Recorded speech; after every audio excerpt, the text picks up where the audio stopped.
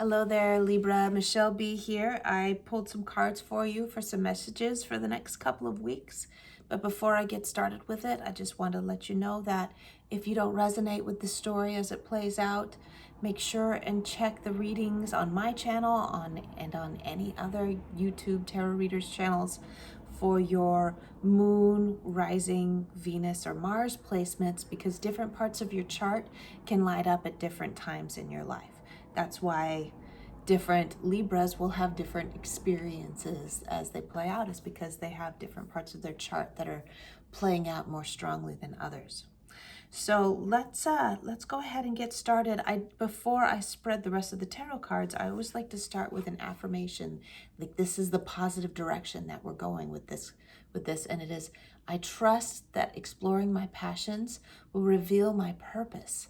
And so that is giving me a little bit of a clue about what's going on in Libra's life, that they're in a point where they're like, who am I?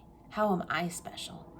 And that's because it looks like there might have been some trouble in paradise. I like to focus most of my readings on love, romance, career, abundance, and life purpose. Those are my favorite things to talk about. So different things can play out in my readings as I put them out. I try to put out one every day. But for Libra this time, yeah, for those who resonate with it, I got two for the what to embrace and what to leave behind. They were both the Page of Cups in the reverse.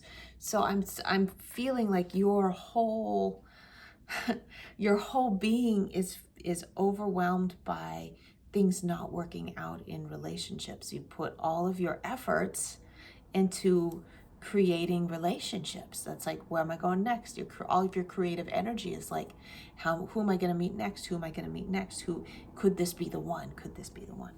Right? And then you're finding out that they're not the right one, and then you're starting over again. And for the feminine, and this can go for the masculine as well, that we're taught that it's so important to be in a relationship. But particularly for the feminine, it's like, this is what you have to think of. The masculine are supposed to be thinking about their career and their economic abundance and their contribution to society. But females are supposed to be thinking about how they can attract a great partner. Right? That's where Libras are supposed to be. And as you've gone through your relationships, you're finding out, relationships really aren't that big of a deal, first of all, and they're not bringing me the satisfaction that I thought that they were supposed to. And now you're like rethinking who you are and what's important to you. And that's why the Eight of Swords came up. But really, I was like, what is there really for Libra to embrace? I asked the deck, and we had the Eight of Swords come up. And so it's like, why don't you take a look at your self-imposed limitations?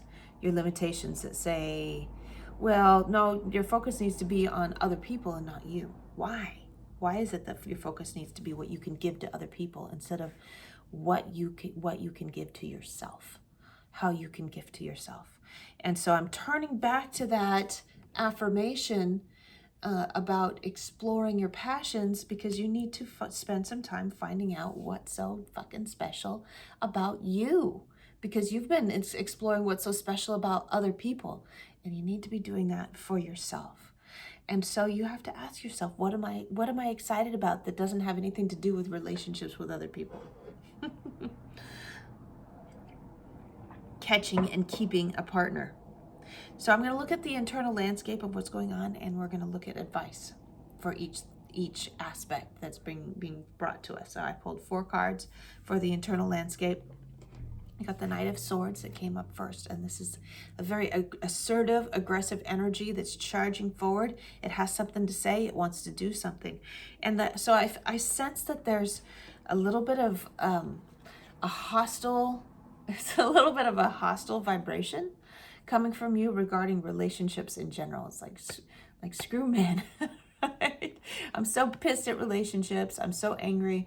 And the 10 of Cups is in reverse to remind you that this is just a transitional kind of phase that you're going through.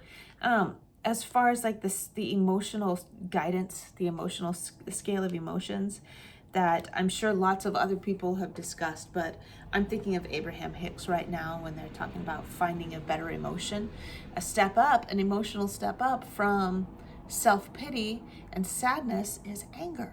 So that is a positive step forward out of the being down in the dumps or having the blues because things aren't working out for you in relationships. And instead you're like, I'm gonna do things for myself. If there's somebody that tries to hook up with me, I'm gonna tell them to go fuck themselves, right? That's a step up from feeling sorry for yourself or from being a target, a sad sack target that people are gonna try to latch onto and take advantage of. So that's good, but just remember that anger phase is not you. It's just a reaction, a protective reaction that you're having to protect yourself from feeling sad. And it also is keeping you in motion toward improvement of yourself. So, I mean, take advantage of it. Ride that anger a little bit. That's okay. To ride the anger horse, the angry horse. That's what you're doing. Ride that a little bit. It's okay for you to get it out of your system. When you're tired of being that angry person, you will stop being that angry person, and that's okay. But it's just a reaction to the heartbreak of not having this. The 10 of Cups, perfect relationship, perfect family, all that stuff. I feel like that whole perfect relationship scenario, even if you do have a really awesome partner that you're hooked up with and you have a really good life, you know, beautiful home and money in the bank and they're emotionally secure and you're emotionally secure and there's like not problems. I feel like eventually that gets boring and people get tired of it and they find a way to undermine it and they spice it up. So essentially this 10 of Cups energy it's also fleeting. It'll also only last for short blips of time when it is there. There will always be times of transition where there's like tension. Life is all about tension and expansion, okay? And then like coming back and being grateful. The Hermit is here. I just want to do things by myself. I want to find out more about who I am, what the world is all about. But you're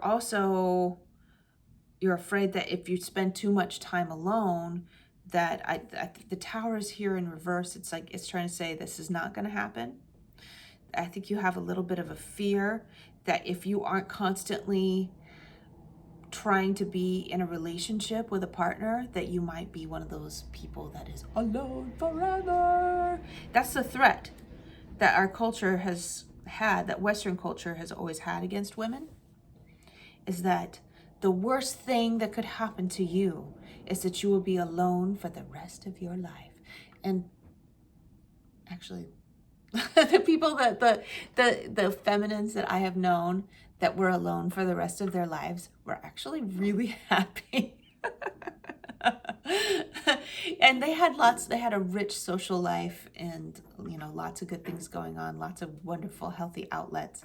So it's not true. That's what the cards want to say. If you're questioning whether or not it's healthy or advantageous for you to be in this hermit phase where you're just doing things on your own and just focusing on yourself and doing all of that internal work that we were talking about with that 8 of Swords, if you're worried that it's going to turn into you being alone forever, don't worry about it. It's also just a transitional phase.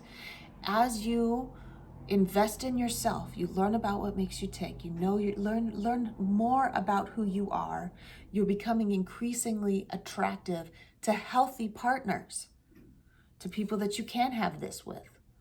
The more you work on you, the more attractive you are to healthy people. So you got to focus on you being healthy before you can be in a healthy relationship. You are half of the relationship. So you have to be healthy. You both have to come into it at 100%. The Page of Pentacles is here. And I like that with exploring your passions. Excuse me. This is all about finding what your purpose is, what's true for you and what you have to offer to the world, to your community. Finding out what you have to offer. I just got a download that I needed to pull another card for that to learn more. Oh, the two of Swords came up, so you're being like, I don't know, man, which way should I go? I think maybe you have two different things that you're interested in pursuing. The Page of Pentacles is the apprentice, he's the learner. And it's specifically when it comes to like the physical stuff, the economic abundance, the money, you know. And it's also taking good care of your health.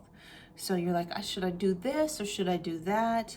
And the Eight of Wands is here, but it's also in reverse. But we also have the Ace of Wands coming up for advice. It's saying, just do something. What is the easiest thing? If you're having trouble deciding which way to take your energy, which direction to take, you're having trouble deciding, the download that I got is what is going to be easiest for you? What's going to take the least amount of effort? What's going to be the most straightforward way to get it going? So the Eight of Wands needs a target to go to, or else those wands will stagnate. They want to whoosh, go as fast as they can. And that's the way inspiration works. It needs to go as quickly as possible toward its manifestation. So manifest the work that you want to do in the world. Do it quickly. Do the easiest thing, okay? For those of you who needed to hear that, all right? And then finally we have two fours. One's a major arcana and one's a minor. In the internal landscape, you're like, I just need some time to myself, to rest and think about who I am. Very good. Very good. That is excellent, what you need to do. So yeah, if an action is called if there is an action that you need to be doing, do the easiest thing. Otherwise, it's okay for you to take it easy and slow, take your time, get to know who you are and what lights you up. And that might mean taking a lot of time to yourself, just sleeping and, just basically eating healthy food and just being quiet on your own. I would advise against spending too much time on social media, spending too much time scrolling through YouTube, trying to figure out what's interesting to you, looking at this, looking at that, because you're going to split your energy up too much. You need to be doing some quiet internal soul searching. And when you're quiet long enough, you will know, your intuition will tell you what you need to be doing, what would be most fun for you to do. We finally have the Emperor at the very end of the reading, the last piece of advice, which is create stability for yourself. Create the routine for you. The four is like, the four of the Emperor is the four legs of a table or the four posts of a foundation. So you need to be creating a foundation, a healthy foundation for yourself. And I'm thinking not just spiritual, not just knowing who you are and what's important to you, not just pursuing your own passions because that's what lights you up and it doesn't have anything to do with anyone else. But I'm also thinking you need to be working on your own economic foundation so that you always have a place to go to. It's hard for us to be secure in a relationship if we're worried about whether or not we're going to be homeless, if we have to move out from living with them, or if we're worried about whether or not we'll be able to pay for things that need to be paid for those of you who are in committed relationships, okay? So work on you.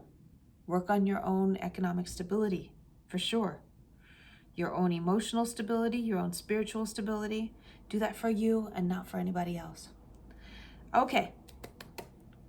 I love you, Libra. Boom. This is where I leave off. Make sure and give this video a like if you loved it.